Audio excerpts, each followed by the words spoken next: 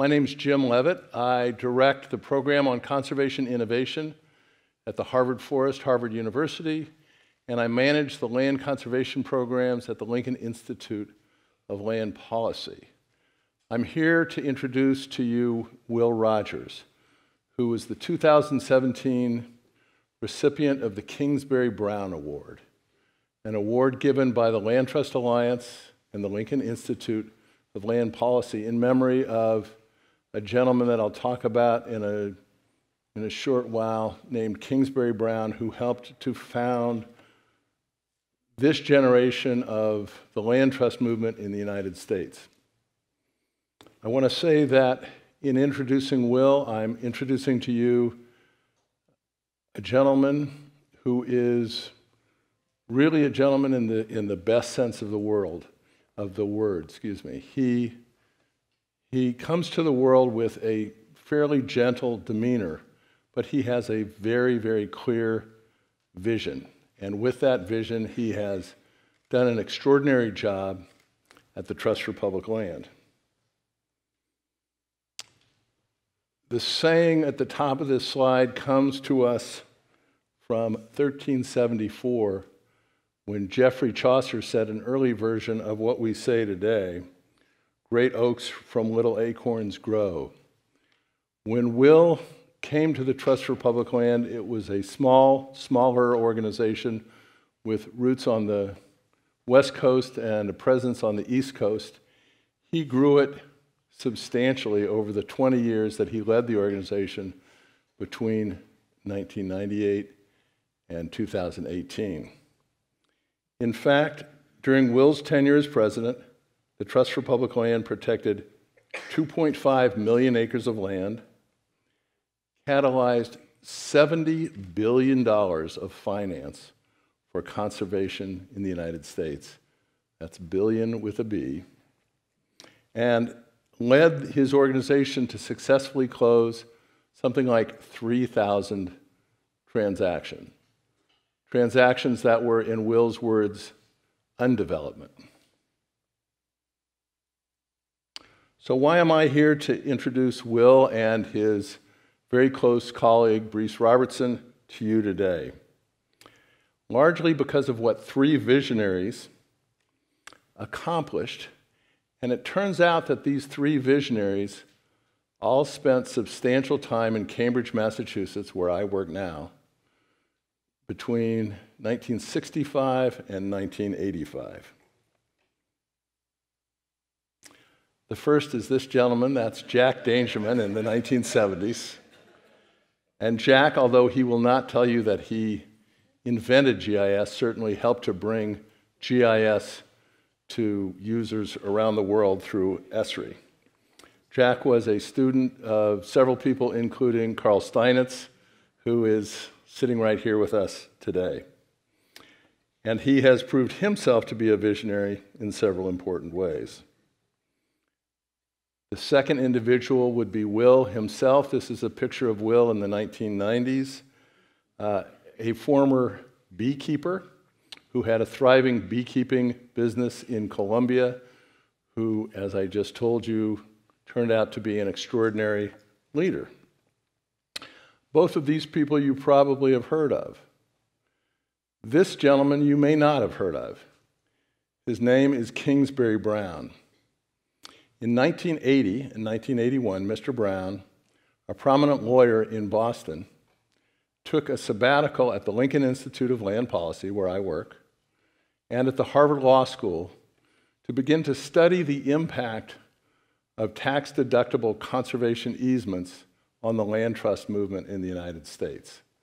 And after undertaking a study that took him all over the country to meet land trust people who didn't even know one another, he brought them all together at the Lincoln Institute for a 2-day meeting that resulted in a commitment by those people to form something called the Land Trust Exchange.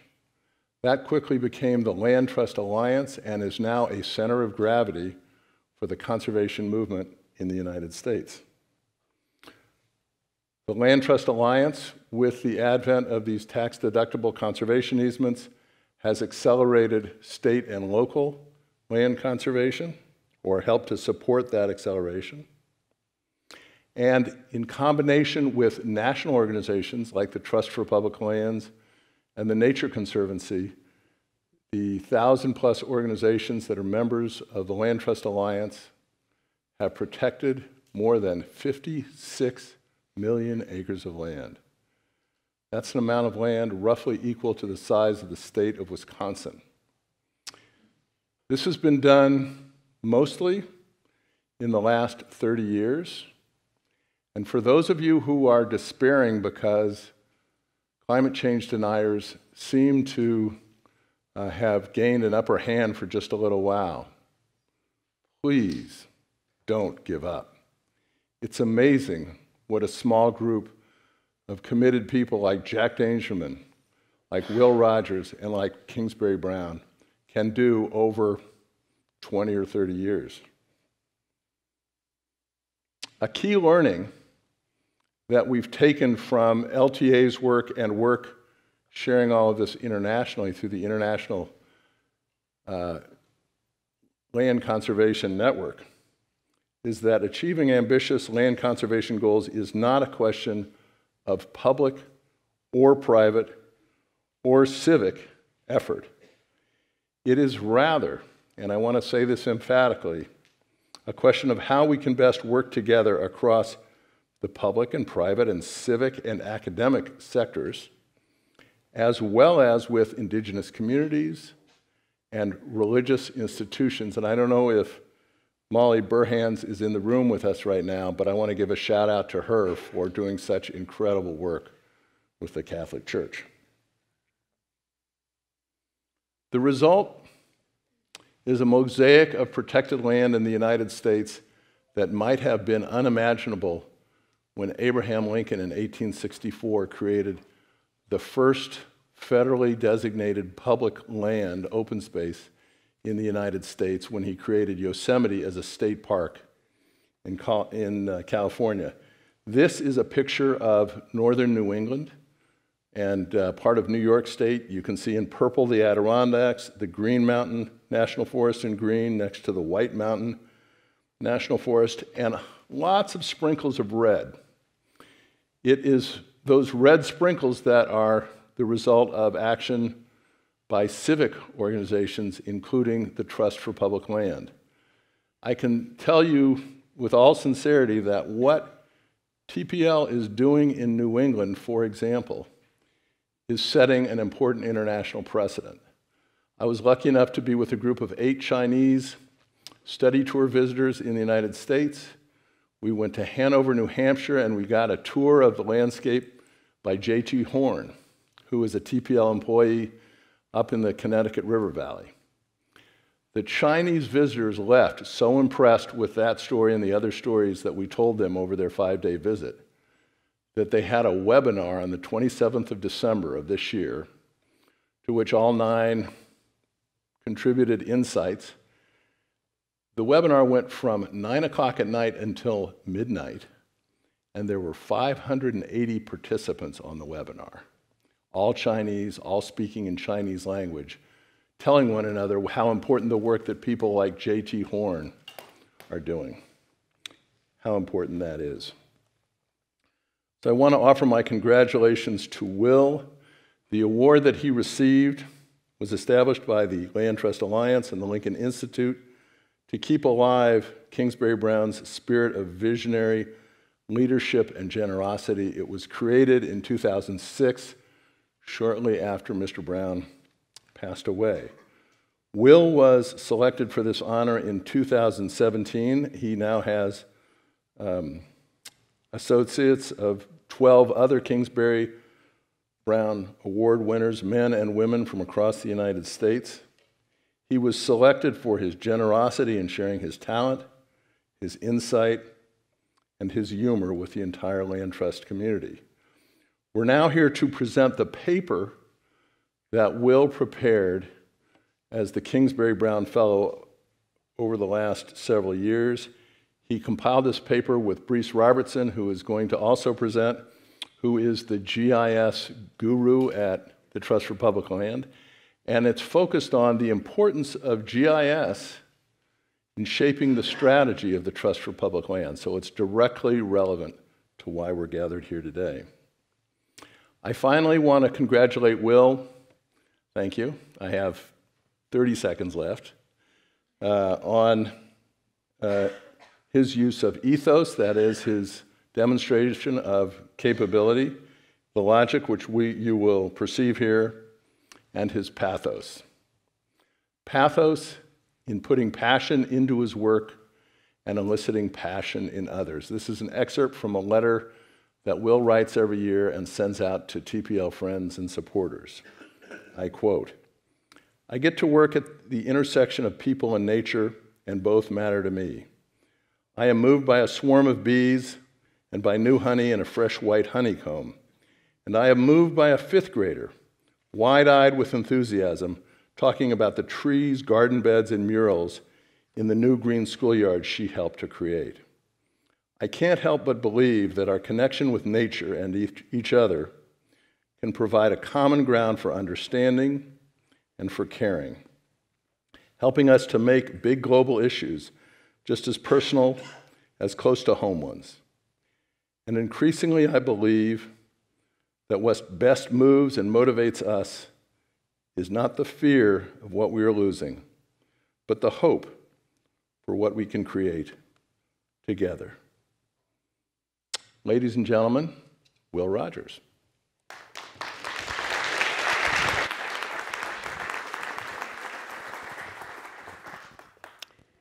Thank you, Jim. Can you hear me?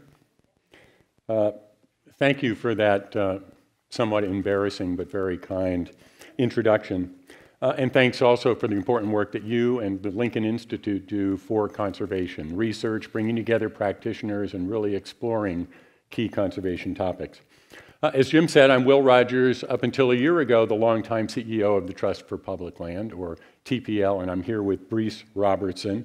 Her title is, what is your title, Breece? She's the Chief Research and Innovation Officer, but I think GIS and Geodesign Guru probably fits her best. And you'll be hearing from Breece at the end of my talk to really look at what the Trust for Public Land is doing going forward and some of the things she's excited about. But I want to look back for a moment and share with you the powerful influence that the evolution of GIS and geodesign technology have had on the Trust for Public Land and as a result on land conservation in the United States. Nonprofits like the Trust for Public Land exist to make a difference. More is more. The more we can do, the better we feel. Our goal is to really move the needle. And GIS and geodesign technology have truly helped the Trust for Public Land make a much bigger difference and become a national leader in the promotion of parks and land protection as an element of healthy human habitat. A little background.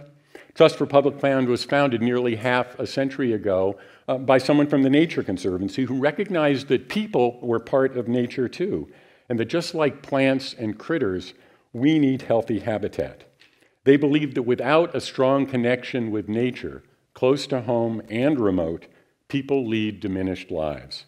And they also recognized if we lose our connection with nature, then we will cease to care about our fellow species. So from day one, TPL focused on people, from the hearts of our cities to remote wilderness, to set aside places for parks and for open space.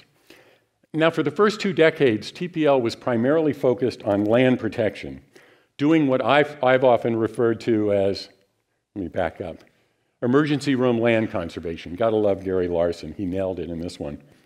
We worked with landowners, communities, and government to set aside land for the public, land that shouldn't be developed. And to date, and these are the TPL offices around the country, TPL has protected over 5,000 special places and over 3 million acres. But in the 1990s, with conservation losing ground literally to development, TPL recognized the need to expand beyond buying and protecting land and developed other tools that could help accelerate land protection and raise awareness of its importance. Today, the organization has 4 major areas of expertise: land protection, public funding, and you heard from Jim, we've helped raise over $70 billion in voter-approved funds for state and local parks and conservation, designing and building city parks, and over 8 million people live within a 10-minute walk of a park that TPL helped create, and our GIS program, which supports and enhances all of our conservation work, has created over 50 green prints, and has been the cornerstone of a national urban parks campaign that I'll talk about shortly. Now, it turns out that storytelling is essential to successful land conservation. Saving land is place-based, and you need not only to tell people, including funders, where the land is, but what's there that's worthy of protection and why people should care about it. From day one, maps told the story. And to raise money for conservation projects, Trust for Public Land used maps. In fact, we put together proposals we called pretty books that consisted of maps showing the area where the project was located, the property itself, its topography, but also pretty pictures and a compelling and urgent case for why the property should be protected. And what you're seeing here is part of a pretty book that we put together for the Columbia River Gorge.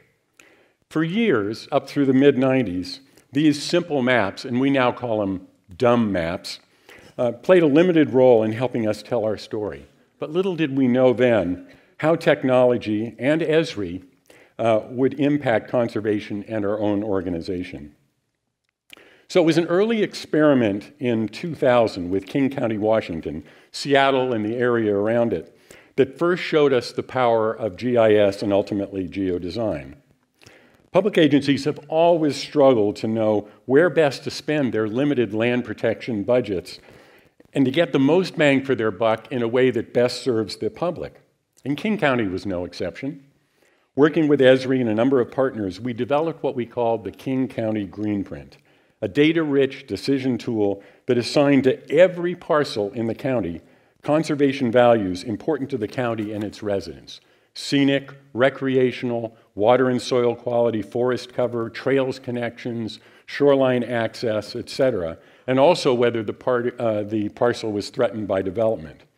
And this county-wide map shows parcels in red that have the highest ecological value. That was the priority in this map.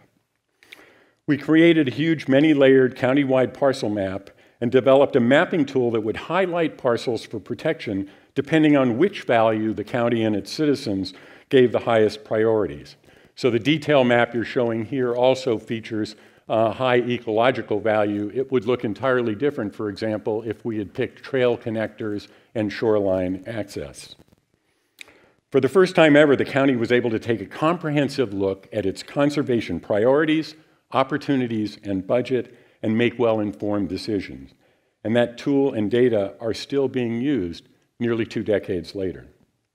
So this was our first Greenprint. It was the beginning of a whole new activity at the Trust for Public Land. Our board of directors was somewhat skeptical as to whether we could successfully add this to our skill set, if we could walk and chew gum at the same time, so to speak. But when they saw the Greenprint and they heard from our King County client, they let us run with the program. And since that time, TPL has done over 50 Greenprints from community to multi-county wide. A key to successful Greenprints, we learned, was the linkage between technology and listening. Public engagement and democratizing the prioritization process were critical. And along the way, we evolved the public charrette process from post-its and recording hand votes and then laboriously reworking the maps to real-time keypad voting that would instantly project on the big screen priority parcels based on the current keypad vote. And that completely revolutionized the engagement process. Now, over time, we've enhanced our ex-urban GIS toolbox with some other tools, including a locator, allowing people who are walking a potential acquisition to see on their iPhone or iPad exactly where they were within the property lines, a public lands usage tool that uses social media data, and an online databases, including LandVote, which tracks public park funding, the Conservation Almanac, and a conservation easement database. Now, GIS was a new discipline at the Trust for Public Land, and it had its challenges as such. But we were blessed early on to have a great thinker and leader in Breece Robertson to help us develop our tools, grow our expertise, and grow our staff. Fortunately, Breece knew how to partner inside and outside TPL, and again, Esri was a key and longtime partner and supporter of our work. Time and again, Jack and Laura's commitment to conservation and Jack's work with us at the whiteboard made a huge difference. Our GIS program grew and helped TPL become a thought leader and go-to organization for key conservation data, particularly within our urban work, where GIS for us was to have its greatest impact. Now, unlike other conservation organizations, TPL has always had a commitment to connecting people with close-to-home nature in cities, helping secure land for parks, for playgrounds, for trails, and community gardens. And early on, in community gardens, early on this work was reactive, like our wildlands conservation, helping beleaguered park departments buy up land for parks. Now, we knew there were huge unmet park needs, particularly in low-income neighborhoods, but we didn't know how to tackle the problem, particularly as compelling data just didn't exist. But once again, storytelling, and much smarter maps this time, allowed us to play a leadership role in developing a whole new parks metric and prioritization for urban parks and close-to-home nature. It began in Los Angeles. Rather than deferring to the Parks Department, TPL wanted to see for itself where parks were needed and who did and did not have access. At that time, the national standards were all focused on park size and acres per 1,000 people rather than proximity. Catalina Island, for example, was a big but hardly accessible contributor to LA's parkland calculation. We decided to use a half-mile or a 10-minute walk radius as a standard for close-to-home park access. We mapped all the parks and public open space in Los Angeles and Los Angeles County and drew circles around them with a simple half-mile as the crow flies radius. What we saw shocked us. 2/3 of kids in Los Angeles didn't have a close-to-home park. There was now a compelling story to tell, backed up by easy-to-understand maps and data. And we didn't know it then, but that simple mapping and data exercise was to be the beginning of a national movement. Working with Jack and Esri and Model Builder, we developed a much more sophisticated tool that measured a true half-mile walk from your doorstep to the park entrance, and you're not allowed to fly over freeways or rail lines. The public access, needless to say, the numbers got a lot worse. Now, we knew there was a national story to be told, and we decided the best way to tell it was to develop an annual online park ranking process across cities. The methodology was weighted, certainly to the 10-minute walk, but included acreage, investment, and amenities. And we called this Park Score. We grew it from an initial 50 cities to the 100 most populous cities in America. Now, here are maps of Minneapolis, which for several years has been the number one ranked city in Park Score, and Charlotte, which sits near the bottom of the list. And unfortunately, there are many, many more cities like Charlotte, and the areas in orange are areas not served by a park. The areas in red are high concentrations of kids from low-income families. Endangered kids habitat is what I would call that. So there are many more cities like Charlotte than there are like Minneapolis, and we estimated, but we didn't know, that we're probably about 100 million Americans that actually didn't have that access, but the data was completely lacking. Now, we update Park Score rankings annually, and we add new data. And because there are winners and losers, our marketing director then called it rank and spank, we got a surprising amount of press coverage. Park Score cities started coming to us and asking us how to improve their scores and their park access. In response, we developed our Park Evaluator. This was a tool that really took us from GIS into geodesign. With the online Park Evaluator tool, we and our city partners could go online and sketch in a new park on a vacant parcel and see an analysis, and you see it on the right, of a community's demographics, as well as how it would improve the city's overall park score. With this tool, cities could now be proactive in designing where to put parks and how best to design them for the surrounding demographics. Thanks to GIS and ParkScore, the 10-minute walk parks access standard was gaining traction. But when TPL decided to roll out a true national campaign based on the 10-minute walk, we ran into one big obstacle. Other than the database we'd created for the 100 largest cities, there simply was no information on the 14,000 other urbanized areas in America. And without that database, it would be impossible to credibly tell the parks access and equity story. Also, mayors and citizens wouldn't know how their cities ranked or be able to measure progress. With funding from the JPB Foundation and help from Esri again, we took on the challenge of creating the first ever National Urban Parks database that we called ParkServe. Here's one of the ParkServe maps. It happens to be for Redlands, where about half of the residents are served by close-to-home parks. A year and a half ago, we rolled out a national 10-minute walk to a great park campaign.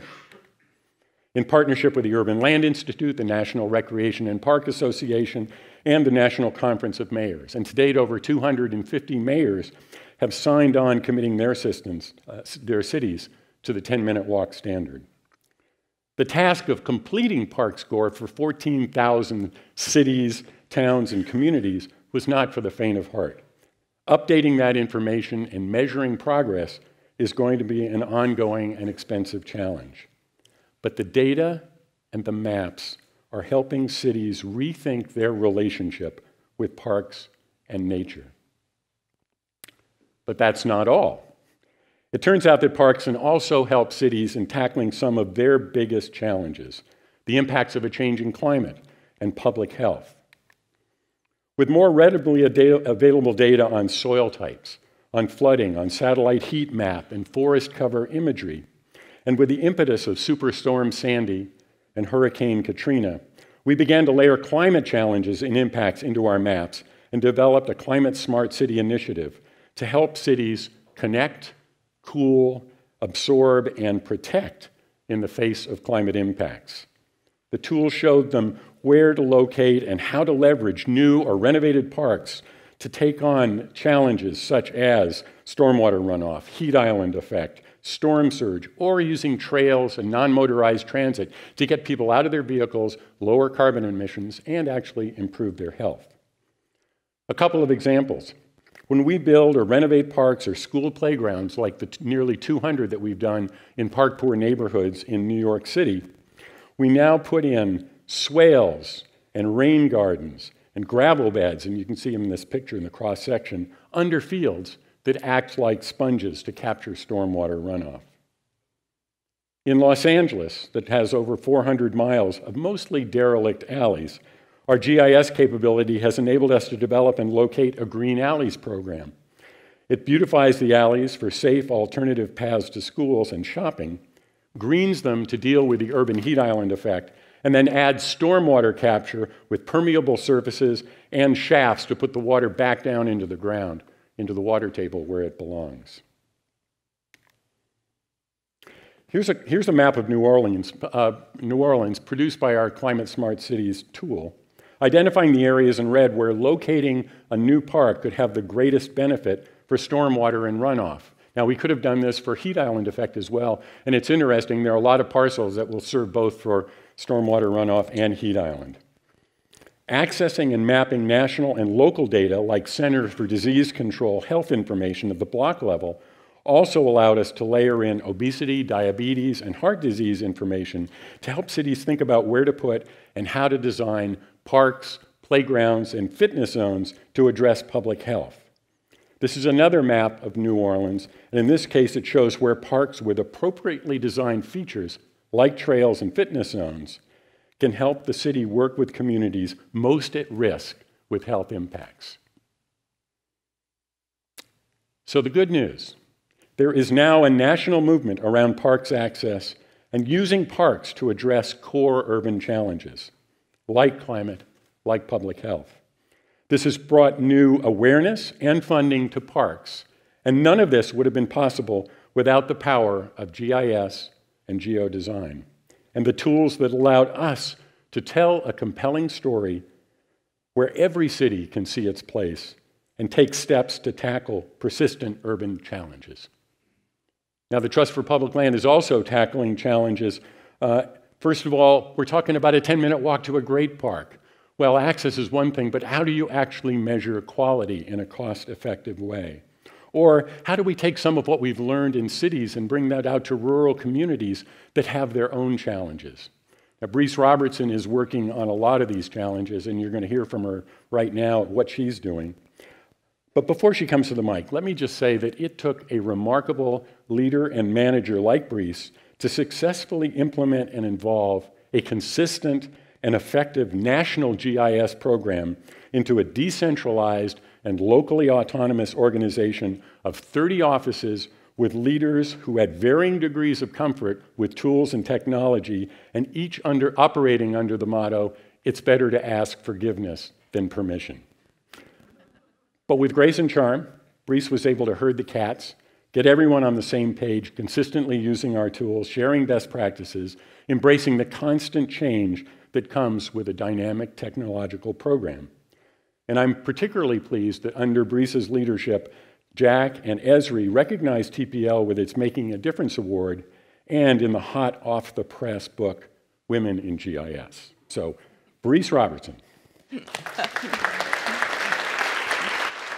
Well, I want to say thank you, Will. It's been an honor working together to achieve all these accomplishments with you and with our organization for a Land for People mission. So I'm going to go pretty quickly here. Will eloquently described the evolution of GIS and geodesign at the Trust for Public Land, but what are we doing now? What does the future look like for us? Basically, we've learned a lot in all the work that we've done in cities and counties and nationally, and we're ready to go to scale. We are going to scale, and we're sharing what we've learned with you so that we can all move forward together better, faster, and stronger, powered by the analytics and the processes and frameworks of geodesign. So there's a world of opportunities out there with these advancements in our own GIS and geodesign technology, in artificial intelligence and machine learning. So I'm just going to talk about a few things that we're working on, and if any of you are interested in these things too or working on them and you want to partner, please talk to me. Hot off the press, we have just developed a urban heat island data layer for the 100 largest cities that are in Park Score.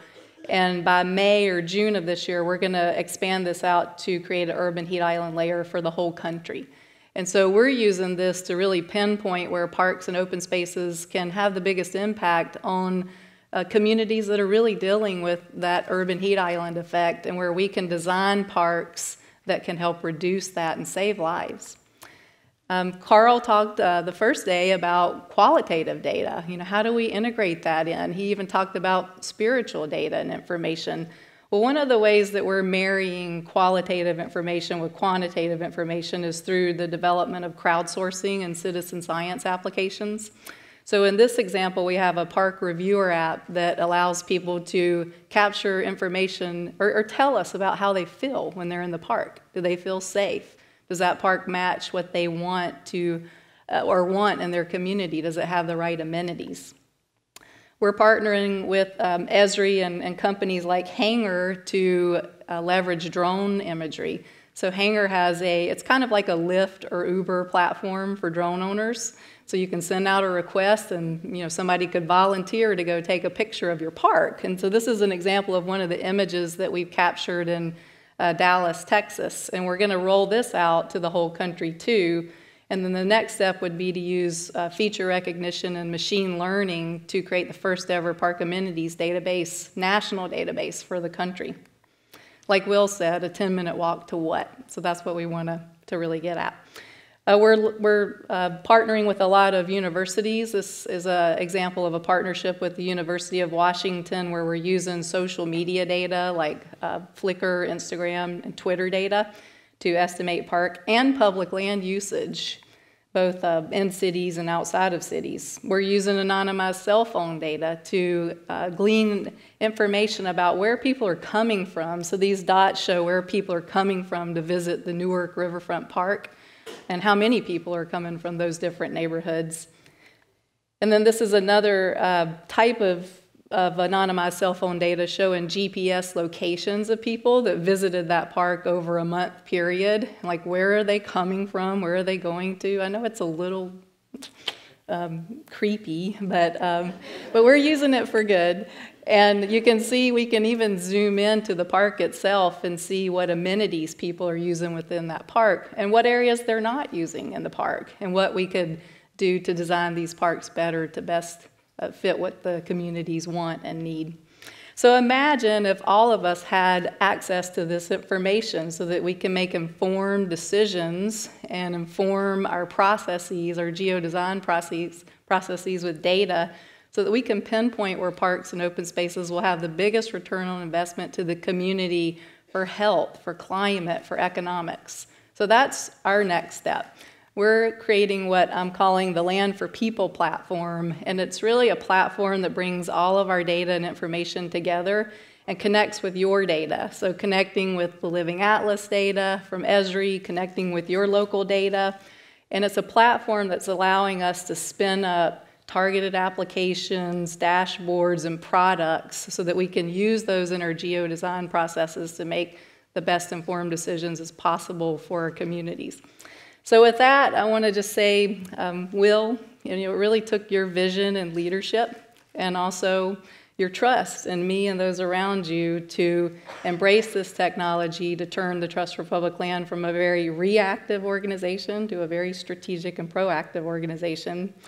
And I want to thank Laura and Jack and all of our colleagues at Esri for your help, because this has been critical and crucial to getting us to this point now. And I want to thank all of you here. This is our community. This is our geodesign community. And without all of us working together, moving forward, we wouldn't be able to make a big difference in the world and make the changes that we need to see, the rapid changes that we need to see. So with that, I will say I'm proud to be in this profession and proud to be among you as geodesigners. And thank you.